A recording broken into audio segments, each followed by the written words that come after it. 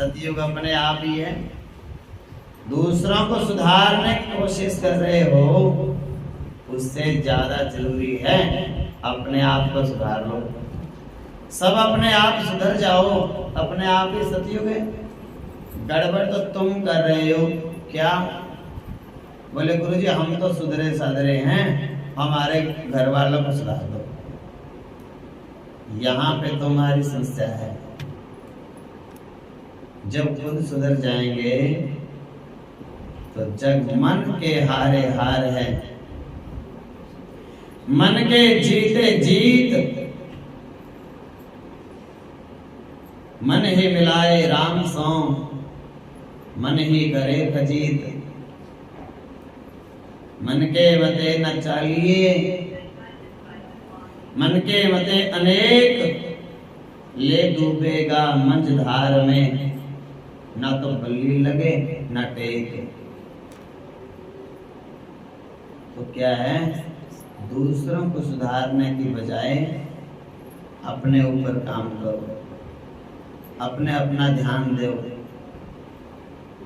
जब अपनी नजर सही हो जाएगी, अपने कर्म सही हो जाएंगे, अपने विचार सही हो जाएंगे, सामने वाले तो अपने आप ही सही हो जाएंगे।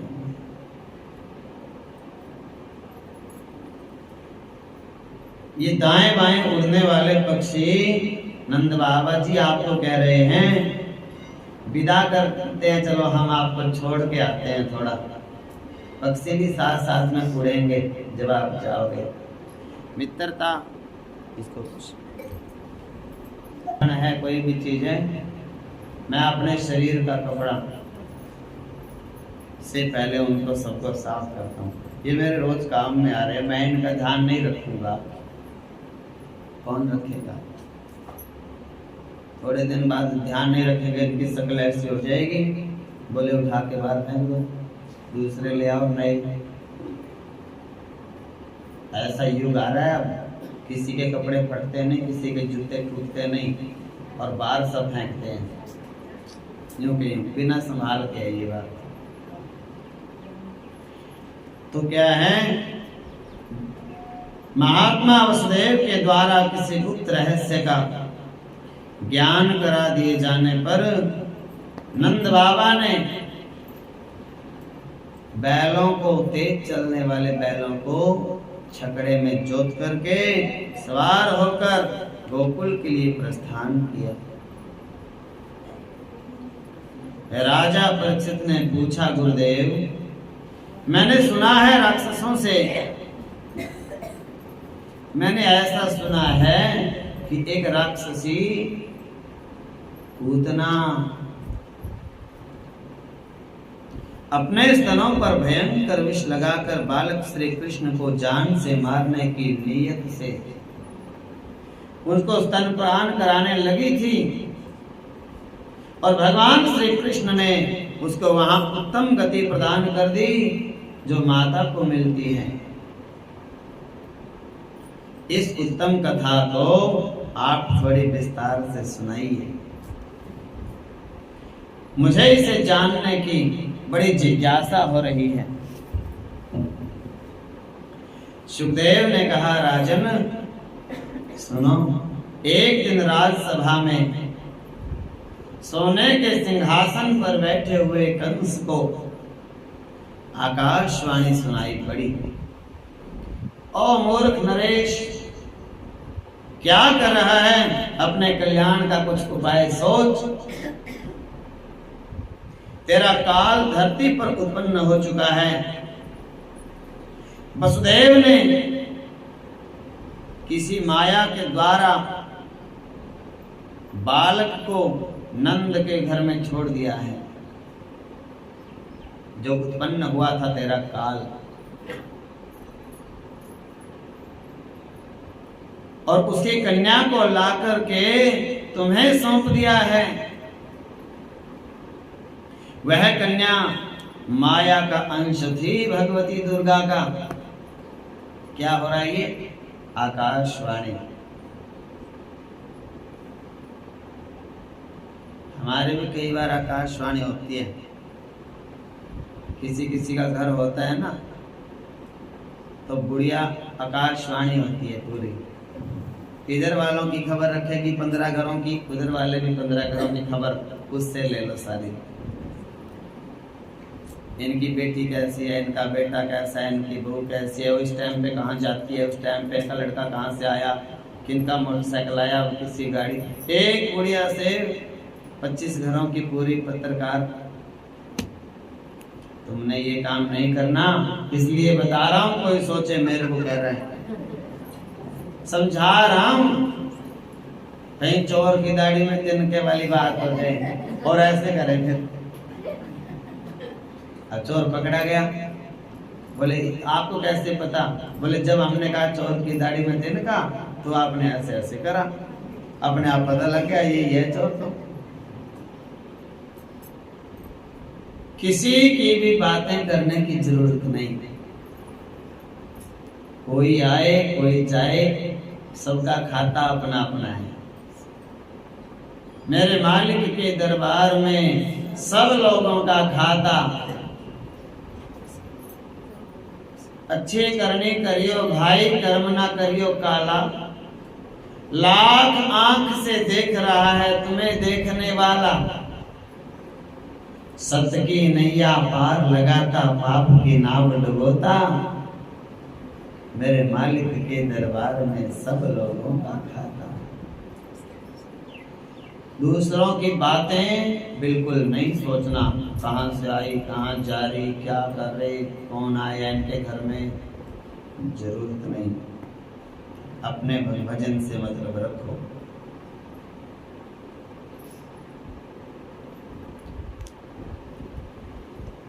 ये आकाशवाणी हुई कंस के दरबार में।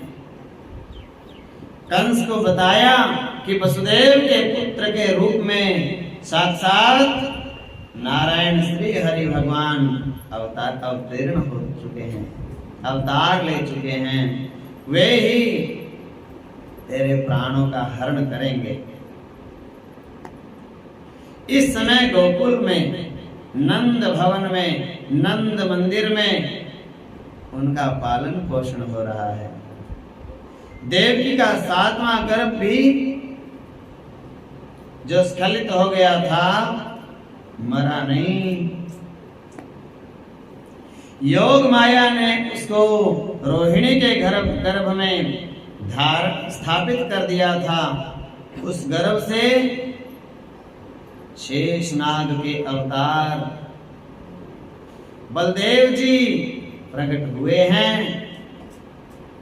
श्री कृष्ण और बलराम दोनों तेरे काल हैं। और इस समय गोकुल में नंद के घर में बड़े हो रहे हैं, रोज थोड़ा थोड़ा चांद की तरह। ये बात कहाँ लिखी है? ब्रह्म वैवर्त पुराण में। तुम्हारे को तो मैं बिना बताए सारे पुराणों के नाम याद करवा दूंगा। नाम आएंगे, मैं नाम बताने की मेरी आदत है। कोई ये ना कही ये कथा तो पहली बार सुनी भागवत में। जब भागवत ये सारी कथाएं एक ही कथा में समाहित कर रखी हैं। ऐसी आकाशवाणी सुनकर राजा कंस का तो मस्तक झुक गया, टेंशन हो गई। उसे सहसा बड़ी भारी चिंता हुई। अनमने हो गए। अनमना किसे कहते हैं? बिना मन के कोई काम करना, उदासी से। खाना भी त्याग दिया, भोजन आहार। अपनी प्रिय बहन पूतना से को बुला करके भरी सभा में कहा, बहना पूतना, मेरे कार्य की सिद्धि के लिए नंद के घर में जाओ। अपने स्तनों का विष लेप करके शीघ्र ही नंद के नवजात शिशु के मुख में दे दो। हे मेरी प्यारी बहन, तुम मन के समान तेज चल सकती हो, सारी मायाएं जानती हो, वेश बदलना आपको आता है, उड़ना भी जानती हो, छोटा बड़ा रूप बनाना भी जानती हो। अपने इन माया से एक सुंदर सी गोपी का रूप बना लो और तुम वहां चली जाओ। और सुनो, ये पूतना को कहां से आई इतनी मायाएं? दुर्वासा ऋषि की सेवा करी थी उसने। दुर्वासा ऋषि से पूतना ने सब माया आशीर्वाद में, वरदान में ली थी। संत होते हैं, सेवा जो भी करता है, चाहे वो राक्षस भी हो, उसको भी देते ही हैं कुछ न कुछ। सब प्रकार का रूप धारण करने में तुम समर्थ हो, ये ब्रह्म वैवर्त पुराण में लिखा है। हे परीक्षित राजा, वो स्वेच्छाचारिणी पूतना कंस को प्रणाम करके वहां से चल दी। उसने परम सुंदरी नारी का रूप धारण कर लिया। उसकी अंग कांति सोने के जैसी सुंदर हो गई। अनेक प्रकार के आभूषणों से वो सज धज ली। मस्तक पर मालती की माला से अलंकृत, केशों में उसने तो गजरे सजा लिए। उसके ललाट में कस्तूरी की बिंदी से युक्त सिंदूर की रेखा शोभा पा रही थी। पैरों में मंजीर, कटी भाग में करधनी की मधुर झनकार फैल रही थी। गोपी बन गई, ब्रज का पूरा पहनावा पहन लिया। व्रज में पहुंचकर पूतना ने अति सुंदर नंद भवन को पहले तो देखा। कितना सुंदर है नंद जी का भवन, महल। उसे महल में प्रवेश करती देख वहां की गोपियों ने बड़ा आदर सत्कार किया उसका। वे सोचने लगी, ये कमलालया, कमलालया कौन होती है? लक्ष्मी माता। आलया मने घर, कमल में घर तो लक्ष्मी माता का होता है। अरे ये कौन है लक्ष्मी के जितनी सुंदर? लक्ष्मी नहीं तो दुर्गा होंगी, जो साक्षात कृष्ण का दर्शन करने के लिए पधारी हैं। गोपियों और गोपों ने उसको प्रणाम किया। समाचार पूछा, आपको यहाँ तक आने में कोई कठिनाई तो नहीं हुई? हम आपकी क्या सेवा कर सकते हैं? आपका स्वागत है नंद भवन में। उसको बैठने के लिए सिंहासन दिया, पैर धोने के लिए प्रांत मंगवाई, जल मंगवाया। पूतना ने भी सबको गोप ग्वालों को पूछा, तुम्हारे सबके बाल बच्चे सब ठीक हैं? वो सुंदरी वहां मुस्कुराती हुई सिंहासन पर बैठ गई। बड़े आदर के साथ गोपियों का दिया हुआ उसने गोपियों से पैर भी धुलवाए। हाँ, अर्घ भी स्वीकार किया। अब तो तुम्हारे को पता चल गया पाद्य, अर्घ, आचमन, स्नान सबका। तो सबसे हाथ धुलवाए, जल पिया, पैर धुलवाए, पूरी पवित्रनी बन गई। तो मतलब क्या है? गोपियों ने पूछा, हे स्वामिनी, आप कौन हैं और तुम्हारा निवास कहाँ है और यहाँ आने की कृपा कैसे की, ये बताओ। गोपियों का वचन सुनकर वो मनोहर वाणी से बोली, मैं मथुरा में रहने वाली एक गोपी हूँ। इस समय एक ब्राह्मण की पत्नी हूँ मैंने संदेश वाहक से, किसी के मुख से मैंने सुना कि बड़ा मंगल हो रहा है ब्रज में। क्या मंगल हो रहा है? नंद बाबा के घर में पुत्र का जन्म हुआ है। ये सुनकर मैं उस पुत्र को देखने और उसको मनोवांछित आशीर्वाद देने के लिए आई हूं। अब तुम लोग नंद नंदन को मेरे पास ले आओ, मैं उसे देखूंगी और आशीर्वाद देकर चली जाऊंगी। ब्रह्म वैवर्त पुराण में लिखा है। उस ब्राह्मणी का ये वचन सुनकर यशोदा का हृदय खुशियों से भर गया। दूर दूर से आ रहे हैं आशीर्वाद देने मेरे बच्चे को। उन्होंने बेटे से प्रणाम करवाई, उनके चरणों में ही लिटा दिया कृष्ण को, और फिर उस ब्राह्मणी की गोद में दे दिया। बालक को गोद में लेकर उस पूतना ने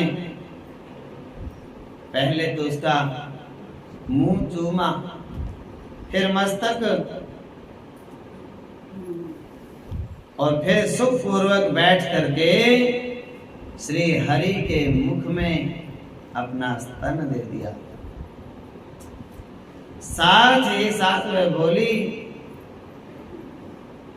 गोप सुंदरी, तुम्हारा ये बालक अत्यंत सुंदर है, बहुत अद्भुत है। ये गुणों में साक्षात नारायण भगवान के समान है। पता सब कुछ है, पर अपना नहीं पता कि तेरा भी टाइम आ चुका है। आज आदमी की सबसे बड़ी समस्या यही है, अपना मरना याद नहीं। इसीलिए तो भगवान का भजन नहीं कर रहे। जिसको अपना मरना याद है वो तो भजन जरूर करता है।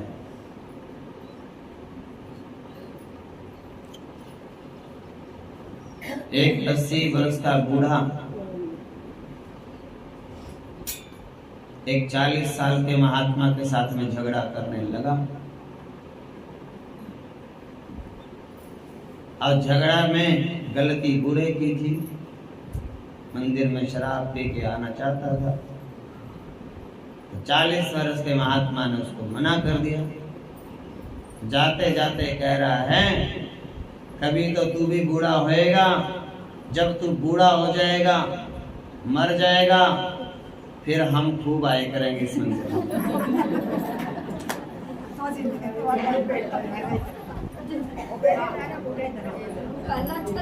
अपना मरना याद नहीं है किसी को भी, दूसरों का याद रहता है।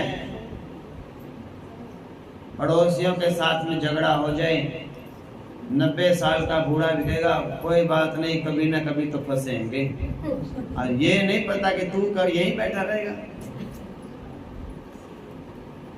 तो वो बोली, नारायण भगवान के समान है तुम्हारा बालक। हे परीक्षित, भगवान श्री कृष्ण दुष्टों के काल हैं, परंतु जैसे आग राख की ढेरी को अपने में छिपाए रहती है, बाद में दिखती है वो राख की ढेरी, तो वैसे ही उस समय उन्होंने, भगवान कृष्ण ने छोटे बन करके अपनी शक्तियों को अपने अंदर छिपा के रखा। भगवान ने बालक बन गए। वो शक्तियां नंद यशोदा को दिखानी ही नहीं थी। नंद यशोदा ने तो ये वरदान मांग रखा था, हमें भगवान नहीं चाहिए, हमें तो पुत्र चाहिए। तो भगवान उनके लिए पुत्र बन के ही आए, भगवान बन के नहीं आए। वसुदेव देवकी के मन में दोनों बातें थी, हमें पुत्र चाहिए, लेकिन पुत्र के रूप में भगवान चाहिए। तो वहां भगवान जी ने पहले तो चतुर्भुजी रूप बनाया, दिखाया, बोले तसल्ली कर लो, जांच कर लो भगवान हूं कि नहीं। बोले आप तो भगवान हो। कहने लगे अब क्या आज्ञा है? बोले अब पुत्र बन जाओ। फिर पुत्र बने। पुत्र बनने के बाद भी उनको मन में ये तो 24 घंटे था, ही भगवान है, हम क्या रक्षा करेंगे, ये खुद ही हमारी रक्षा करेंगे। नंद यशोदा को नहीं पता था ये भगवान है। उनको तो बस इतना पता, मेरा कान्हा, मेरा लल्ला, मेरा बच्चा।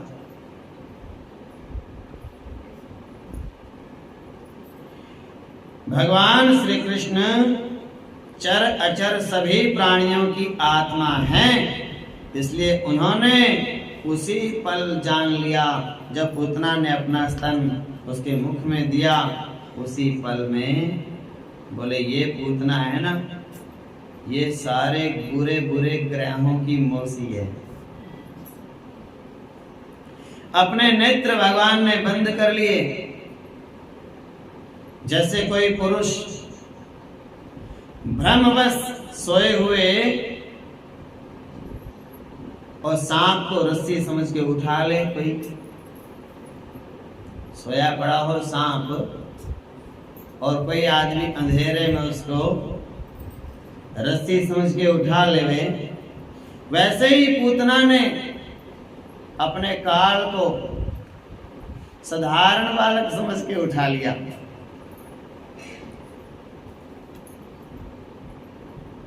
मखमली मयान के भीतर छिपी हुई तीखी धार वाली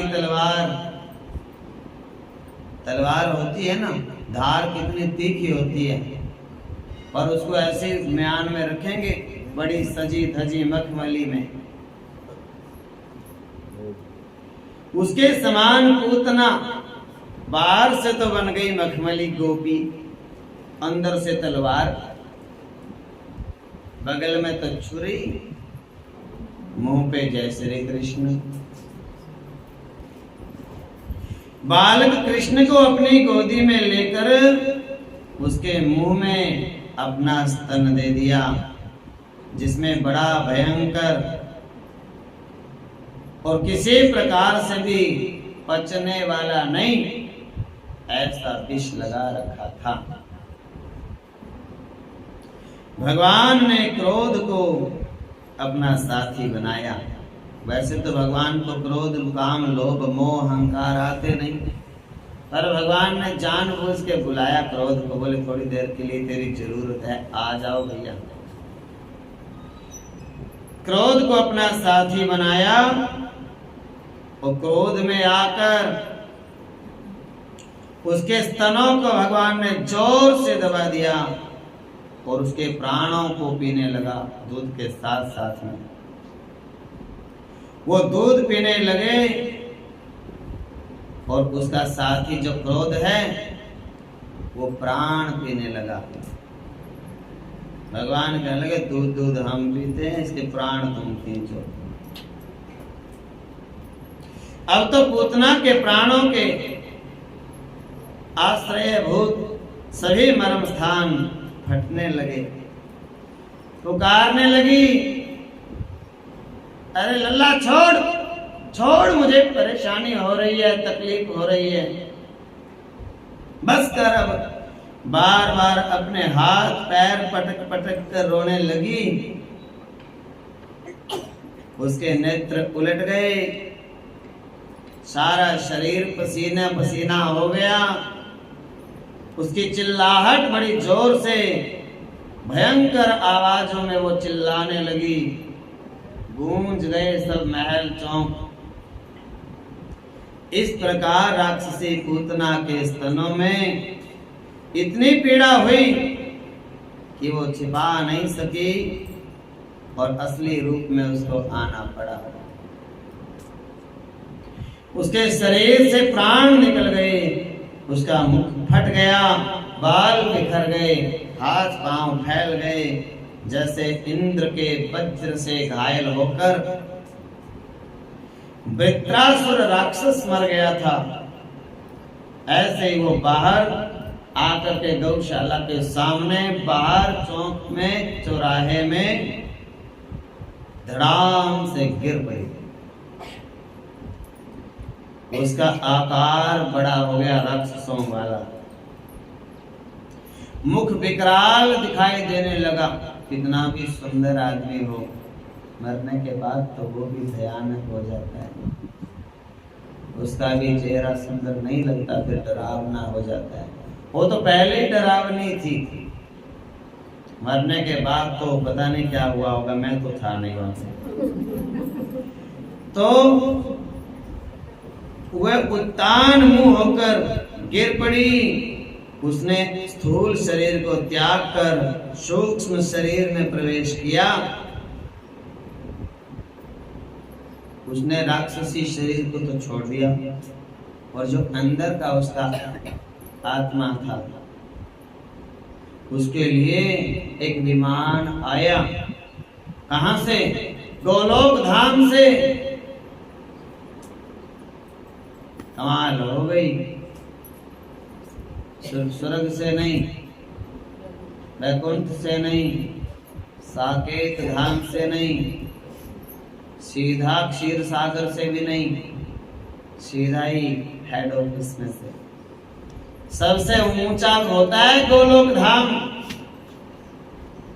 एक दिन मैं किसी के घर में चला गया, कृष्ण भक्त थे वो, मेरे को बड़े भक्ति भावना से बुला के ले गई। बुढ़िया मैया 80 साल की है,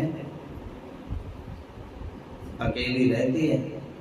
वो मेरे को यहाँ से ले गई, बातें करी, मैंने उनको आशीर्वाद दिया। वो कहने लगी, गुरुजी बस एक ही आशीर्वाद दे दो, मैं भगवान के पास में चली जाऊं। मैंने कहा चिंता मत करो, तुम वैकुंठ लोक में ही जाओगे। मेरे को तो मुंह पे हाथ रख दिया, बीच में ही रोक दिया, नहीं नहीं नहीं जाना, मैंने वैकुंठ लोक में नहीं जाना। मैंने कहा फिर भगवान का घर तो वही होता है। नहीं, मुझे तो सीधा गोलोक धाम में जाना है, रास्ते में नहीं रुकना। मैंने कहा चलो ठीक है, गोलोक में ही जाओगे आप। जितनी कितनी लगन, उसको कितना ज्ञान है गोलोक धाम के बारे में, और आप रोज कथा सुनते हो, आपको गोलोक का पता ही नहीं। तो सीखो, तुम भी ऐसा बोलना शुरू करो कि हम भी गोलोक धाम में ही जाएंगे। अब क्यों? हाँ, रास्ते में क्यों? जब दूर की सवारी मिल रही हो, रास्ते में उतरने का क्या मतलब? फिर आधा फिर जाना पड़ेगा पैदल। ऐसे विमान आया, विमान में बैठ करके आनंद से गोलोक धाम को चली गई। ब्रह्म वैवर्त पुराण में लिखा है। ये एक अद्भुत घटना हो गई। गोप ग्वाल उस दानवी, उस भयंकर विशाल शरीर को देख करके कहने लगे, अरे इसकी गोद में बालक चला गया था क्या? फिर कैसे बचा होगा? इतनी बड़ी ये पहाड़ जैसी राक्षसनी, इसकी गोदी में बालक चला गया, मुश्किल है भैया आपको। परंतु जब पास में जाकर के सीढ़ी लगाई उसके ऊपर चढ़ने के लिए, जब ऊपर चढ़ के देखा तो कन्हैया तो छाती पे बैठा, आनंद से खेल रहा और मंद मंद मुस्कनिया मुस्का रहा, ऐसा प्रतीत होता था। लाइट ऑन करो। मानो श्री कृष्ण कह रहे थे कि मैं तो दूध मुहा बालक हूं। ऐसे हंस रहा, किसी को पता ही ना चले कि कृष्ण ने मारा है इसको। वे मेरे को तो कुछ पता नहीं, मैं तो खेल रहा हूं। स्तनपान ही मेरी जीविका है। तुमने स्वयं अपना स्तन मेरे मुंह में दे दिया और मैंने पिया। इससे यदि तुम मर जाती हो तो बताओ मेरा क्या दोष? उतना को कह रहे, देखो मेरी कोई गलती नहीं, मैंने नहीं मारा आपको। दूध तुमने पिलाया, हमने पिया, मर गई तुम, मेरी गलती क्या है बताओ? भागवत महापुराण की टिप्पणी है ये, भगवान ऐसा कह रहे हैं। शिशु को उस अवस्था में देखकर यशोदा और मैया रोहिणी के साथ जाकर के माताओं ने उसको उठा लिया, छाती से लगावे, और सब की सब बड़े अचरज में हो गई। बच्चे को ले जाकर गोपियों ने सब तरह से उसकी रक्षा की। कोई माई तो नमक बोझ के लाई मुट्ठी में, कोई सरसों राई लेके आई, कोई कुछ लेके आई, कोई गऊ के पैरों की मिट्टी लेके आई। भैया अब क्या करेंगे भाई, अब तो शुद्धि करेंगे, नजर उतारेंगे, कोई तेल की बत्ती बना के लाई। तो विधि पूर्वक सबने रक्षा की। यमुना जी की पवित्र मिट्टी लगाकर उसके ऊपर यमुना जी का जल का छींटा दिया। फिर उसके ऊपर गाय की पूंछ घुमाई, ऐसे झाड़ा लगाया। फिर गौ के मूत्र से गौ के चरणों की धूली जल में मिलाई, उसको स्नान कराया।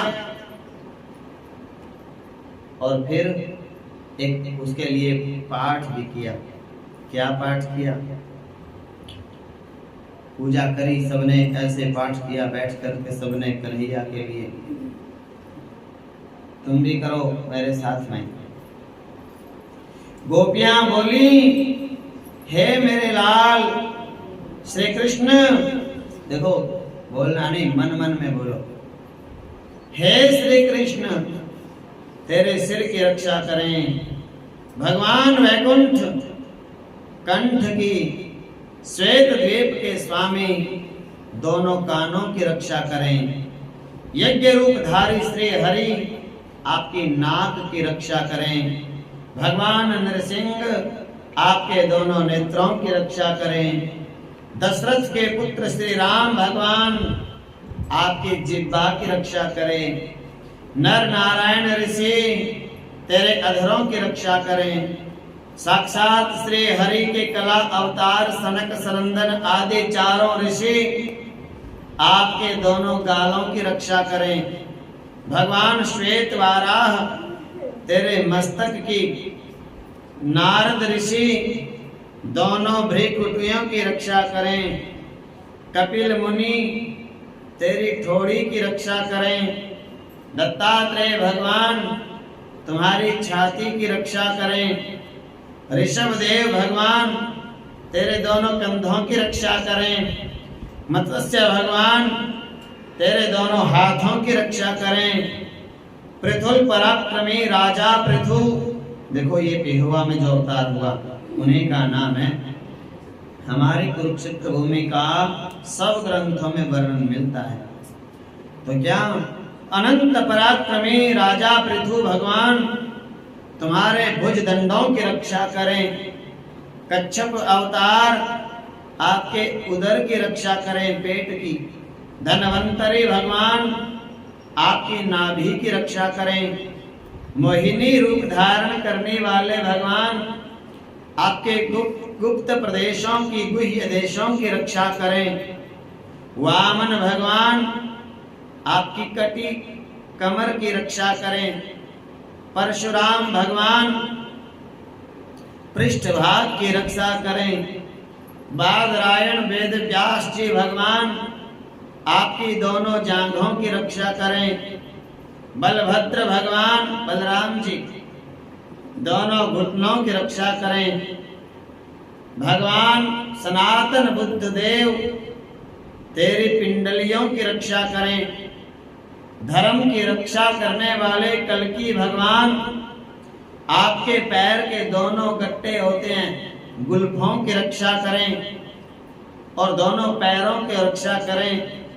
इस कवच के द्वारा गोपियों सहित यशोदा ने और नंद बाबा ने रक्षा करके उन्हें फिर से मैया ने, यशोदा ने अपना स्तन पान कराया और फिर ब्राह्मणों को, संतों को, कन्या को बहुत सा धन दान किया। कहाँ लिखी है ये बात? गर्ग संहिता में।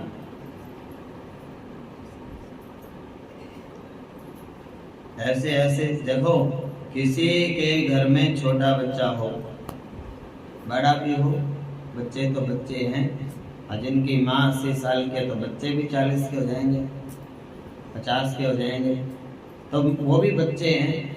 कोई भी माँ अपने बच्चे के लिए इस स्तोत्र का पाठ कर सकती है, उनके बच्चे कभी बीमार नहीं पड़ेंगे। और मेरे से चाहे फोटोकॉपी करा कर ले जाना, फ्री है। करना तो तुमको ही पड़ेगा। अब माँ भी आलसी होने लगे, यहाँ पे कलयुग आया है, बाकी इस कलयुग कहीं नहीं है। आलसी माँ को नहीं होना चाहिए बच्चों के लिए। माँ को तो ऐसे ऐसे स्तोत्र अपने बच्चों को रोज सुनाओ।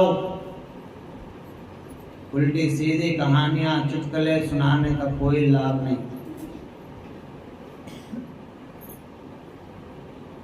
लाइट भी चली जाए, ऐसे स्तोत्र सुना दो, 7 गाने गिनने की जरूरत नहीं है, वो कहीं काम ही नहीं आते। ये तो 100 जगह काम आएगा, भगवान का नाम है। हे परीक्षित, इस प्रकार गोपियों ने प्रेम में बंध के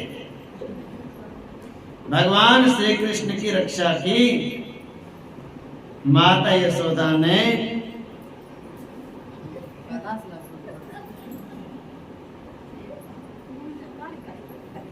बात मैं ठीक कह रहा हूं भाई, उल्टी बातें वो तो कहीं काम नहीं आती। और इतनी देर में बच्चे को 2 बात काम की सुना दो, आपस में 2 बातें काम की कर लो, 70 जगह काम आती हैं। माता यशोदा ने अपने पुत्र को फिर से स्तनपान कराया, पालने में सुला दिया। इस समय नंद बाबा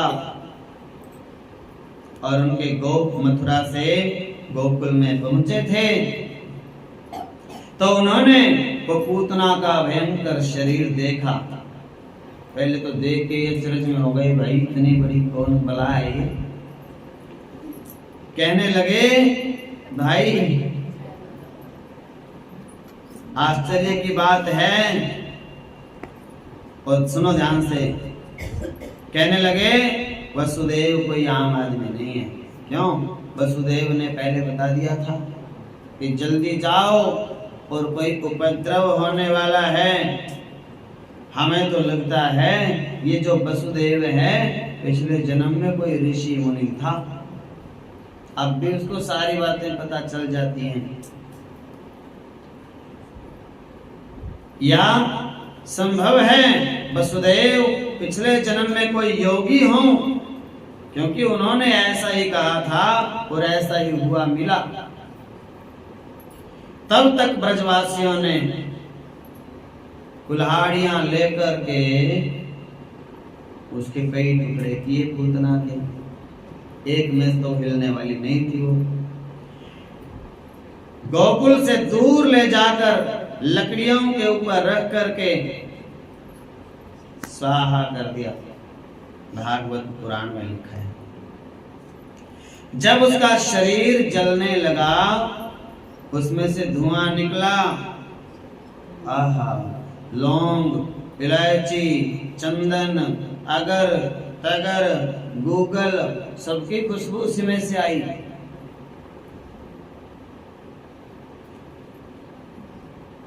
क्यों आई? क्योंकि भगवान ने उसका दूध पी लिया था। जिसके सारे पाप तो भगवान ने दूर कर दिए थे। और जिन पतित पावन ने, कौन है पतित पावन? भगवान। पतित पावन, पापी को पवित्र करने वाले रघुपति राघव राजा राम, पतित पावन सीताराम। जय रघुनंदन जय घनश्याम, जानकी वल्लभ सीताराम। तो राम और कृष्ण जो एक बार हाथ लगा दें, पाप कहाँ रह जाएंगे? पाप नष्ट हो गए। जिन पतित पावन ने पूतना को मुक्ति प्रदान कर दी। अब तुम सोचो, उस कृष्ण को छोड़ करके इधर देखो, जिस कृष्ण ने पूतना को मोक्ष दे दिया, इतनी बड़ी राक्षसी, इतनी बड़ी दुष्टा पापिनी को उसको छोड़ के तुम्हारी कहाँ जाने की सलाह है? उसी कृष्ण को ही बसते रहना, तुम्हारा तो उद्धार ही हो गया। कथा सुन के कहाँ लिखी है बात? गर्ग संहिता में। पूतना एक राक्षसी थी, लोगों के बच्चों को मार डालना और उनका खून पी जाना, यह उसका रोज का काम था। भगवान को भी उसने मार डालने की इच्छा से स्तनपान पिलाया था, फिर भी उसे परम गति मिली जो संतों को मिलती है। ऐसी स्थिति में ध्यान से सुनना, ये ऊंची बातें हैं। ऐसी स्थिति में जो परमात्मा भगवान श्री कृष्ण को श्रद्धा और भक्ति से माता के समान अनुराग पूर्वक अपनी प्रिय से प्रिय वस्तु और उसको प्रिय लगने वाली वस्तु समर्पित करते हैं, उनके संबंध में तो कहना ही क्या। राक्षसी को भी पार तार दिया जो मारने आई थी। और अगर तुम ये सोचो कि हम तो राजपूतना नहीं बनेंगे, हम तो यशोदा बनेंगी, माँ बनेगी कृष्ण की, माँ की तरह प्रेम करेंगी श्रद्धा से भक्ति से, और कृष्ण को छोड़ के इधर उधर नहीं भटकेंगे।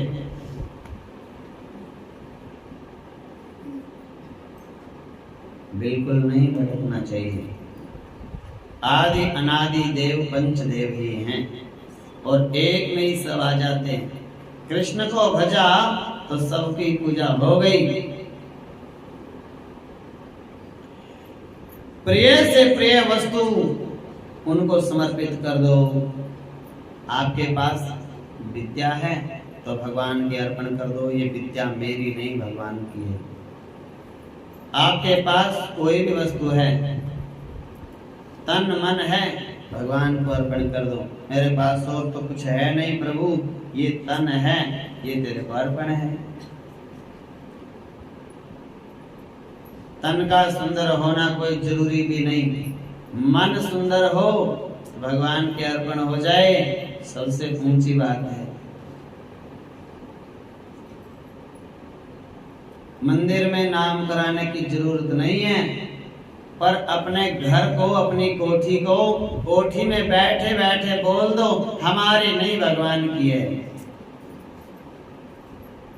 ऐसे डरने की जरूरत नहीं है कहीं इसको कोई मंदिर वाले ले जाएंगे, ना ना ना, वो तुम्हारी ही रहेगी फिर भी, पर बोलना तो शुरू करो कि ये तो भगवान की है हमारी नहीं। बोलना शुरू करो, ये बच्चे भगवान जी के हैं, ये घर भगवान जी का है, ये तन मन भगवान जी का है, हमारा जीवन भगवान का है, सब धन भगवान का है। ऐसा बोलना शुरू करो और सोचो फिर भगवान आपको कहाँ भेज देंगे। गोलोक धाम में पूतना से भी पहले तुम्हारी कीर्ति सिंहासन होगा। पूतना तो सबके लास्ट में बैठे की राक्षसी थी वो। भगवान के चरण कमल कैसे होते हैं? सबके द्वारा पूजा करने योग्य, वंदनीय। ब्रह्मा उनकी पूजा करते हैं, शंकर उनकी पूजा करते हैं, और तुम कहते हो हमारे पास टाइम नहीं। हो गई हद। शंकर भगवान से भी ज्यादा बड़े बन गए क्या तुम? ब्रह्मा उन चरणों की पूजा करते हैं दिन रात, और तुम्हें मैं कह रहा हूं उन चरणों की 10 मिनट सेवा कर लिया करो। तुम कहते हो हमारे पास टाइम ही नहीं। तुम तो शंकर से भी ऊपर हो गए। ऐसे नहीं करना। भगवान के चरणों में जरूर पहुंचो, उनको फूल चढ़ाओ, सुगंधित द्रव्य चढ़ाओ, और फिर उनमें माथा रखो, खुशबू तो तुम्हें भी आएगी। भगवान के चरणों में चढ़ा हुआ सुगंधित द्रव्य और फूलों की सुगंधी आपको ही मिलेगी, और वो सुगंधी आपके हृदय को निर्मल करेगी। भगवान के चरणों में प्रसाद रखो और पहले वहां देखो और भी कोई बैठा है, गुरु जी बैठे हैं, उनको भी पूछ लो, आप ले जी प्रसाद और ले जी सब, और फिर उस प्रसाद को स्वयं खाओ, वो आपके रोग दूर कर देगा। वो दवाई बन गई, भगवान के चरणों में चढ़ गया वो प्रसाद, तो वो दवाई बन गई, आपके सारे रोग दूर। और सुनो, घर में मिठाई लेके आए, रोटी बनाई, सब्जी बनाई, हलवा बनाया, खीर, माल पूरे तो आते नहीं मान तुम्हें बनाने, तो खीर तो चलो खीर तक ठीक है, वो बनाया और सबसे पहले कटोरा भर के खुद ही खाया,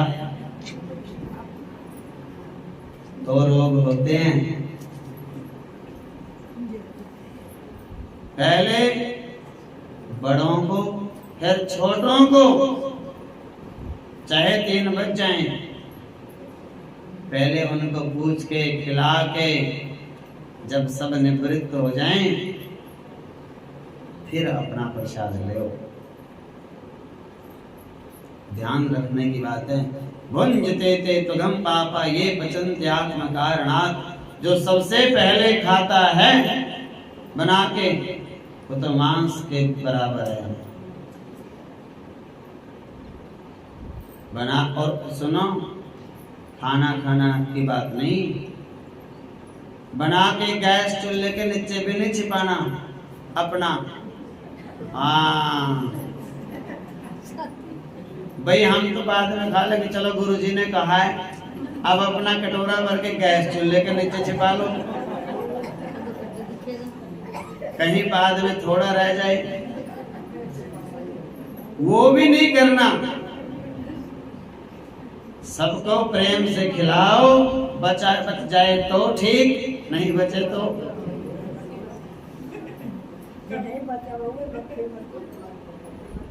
रूखा सूखा खा के लो, प्रसाद भगवान का नाम ले लो। तो मैं तो शिक्षा दे सकता हूँ, बाकी तुम क्या क्या करते हो मैं कोई घरों में जाके थोड़े देख के आता हूँ, मैं तो अंदाजा बताता हूँ यहाँ से।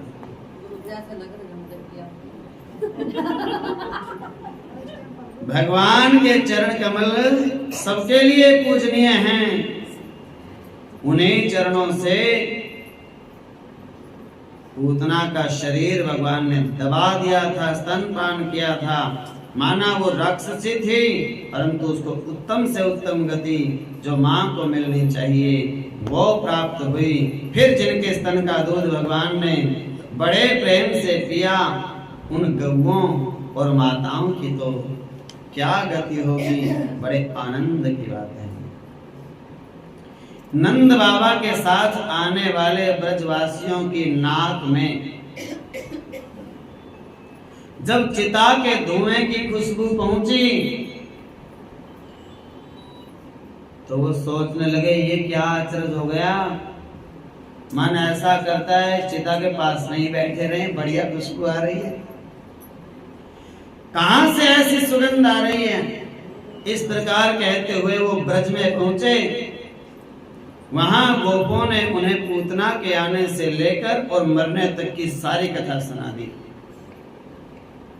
वे लोग पूतना की मृत्यु और श्री कृष्ण की ठीक ठाक है, चिंता मत करो, ऐसी बात सुनकर के बड़े अचरज में हो गए। भैया पहली बात तो ये पूतना आई कैसे, दूसरी बात ये आई तो मरी कैसे, और तीसरी बात अचरज की ये कि मरी तो कृष्ण बचा कैसे। फिर भी बड़े मन वाले, बड़े हौसले वाले नंद बाबा ने मृत्यु के मुख से अपने बचे हुए अपने बेटे को गोद में उठा लिया, बार बार उसका मस्तक को सूंघा और बहुत आनंदित हो गए। बाकी कथा कल सुनाओगे, सुनोगे, आज तो हम भी आनंदित हो गए। बोलो वृंदावन श्यामा तेरी आरती, कन्हैया तेरी आरती, सारा संसार करेगा